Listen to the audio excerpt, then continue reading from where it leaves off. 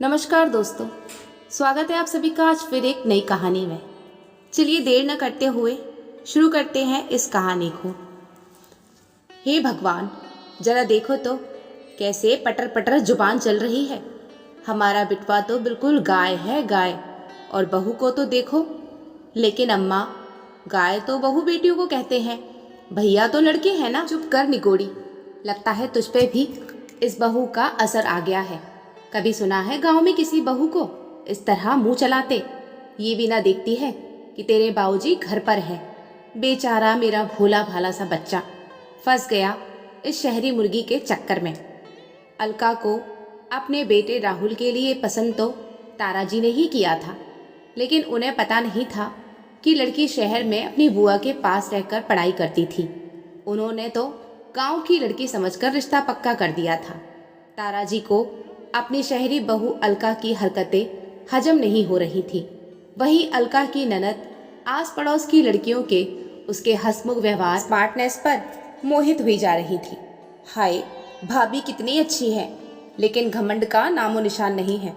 हमारे गांव में ऐसी 2-4 बहुएं आ जाए तो गांव का माहौल ही बदल जाए। लड़कियों की बातें सुनकर ताराजी खींच रही थी, लेकिन अब करे भी तो क्या कर सकती थी। कुछ दिनों में ही अलका घर के हिसाब से सारे काम करने लगी, लेकिन उसका चंचल और बिंदास स्वभाव तो बदलने से रहा। राहुल जितना संकोची स्वभाव का था, अलका उससे बिल्कुल विपरीत। एक दिन बातों बातों में अलका ने राहुल से पूछा, मम्मी जी और पापा जी की शादी को कितने साल हो गए? शायद 25 साल होने को आए हैं। अरे वाह, तब तो हमें उनकी सिल्वर जुबली मनानी चाहिए। अलका चहकते हुए बोली। अरे नहीं नहीं, माँ बाबूजी को ये सब पसंद नहीं। घबराते हुए राहुल बोला। अच्छा, आप रहने दो, पसंद तो तब होगा ना जब कुछ करेंगे। सबको चाव होता है, लेकिन कुछ माहौल और कुछ परिस्थितियों के कारण इंसान उसी को अपनी जिंदगी मान लेता है जिसमें वो रहता है। देखना, कुछ नया करना, उन्हें अच्छा लगेगा।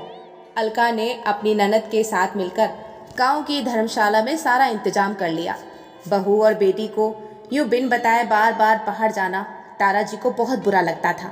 वो डांटती थी तो ननद कोई ना कोई बहाना बना देती। सालगिरह के दिन जिद करके अलका और निशा ने ताराजी को सुंदर सी नई साड़ी पहनाई। मना करने के बाद भी अलका ने उनका श्रृंगार कर दिया। आईने में खुद को देखकर ताराजी तो शर्मा रही थी। राहुल ने भी बाबूजी को नया कुर्ता पजामा पहना दिया और मंदिर के बहाने दोनों को धर्मशाला ले गए। वहाँ बहुत से रिश्तेदार और मेहमान पहले से ही मौजूद थे। बहुत सुंदर सजावट की गई थी।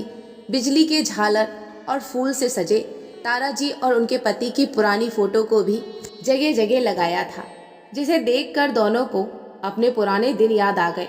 ताराजी तो शर्म से लाल हुई जा रही थी और बार बार आंखें दिखा रही थी, लेकिन बच्चे हंसकर टाल देते। अलका बोली, मम्मी जी, हमारे लिए और आपके लिए आज का बहुत बड़ा दिन है। आपको जितना डांटना है बाद में डांट लेना, लेकिन अभी इस दिन को अच्छे से मना लो। ससुर जी ने कोहनी मारते हुए कहा।